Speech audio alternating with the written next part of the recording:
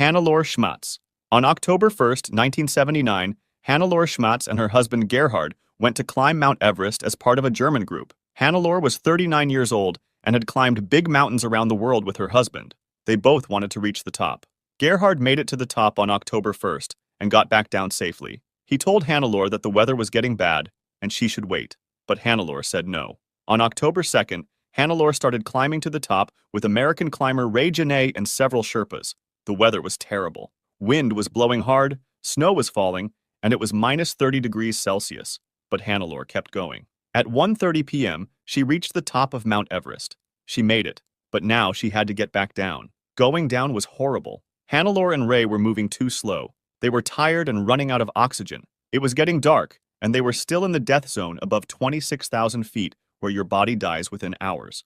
The Sherpa guides told them to keep moving. Stopping meant death, but Hannelore and Ray were too weak. They decided to spend the night at 28,000 feet, completely out in the freezing wind and cold. Sungdare Sherpa, one of their guides, stayed with them. By morning, Ray was dead. The cold had killed him during the night. Hannelore was barely alive. With Sundar's help, she tried to walk down. They made it just 330 feet before she fell down, only 328 feet above the safety of Camp 4. Her last words were asking for water before she died. Sungdare had to leave her body and keep going down alone. He lived, but lost most of his fingers and toes to frostbite. Hannelore's body stayed right where she fell. For years, she became a landmark on the climbing route. Climbers said she sat upright against her backpack, her eyes open, her hair blowing in the wind. She looked like a ghost watching everyone who walked by. In 1984, a big storm finally blew her body away, carrying her down the mountain where she disappeared forever. Hannelore Schmatz became the first woman to die on Mount Everest.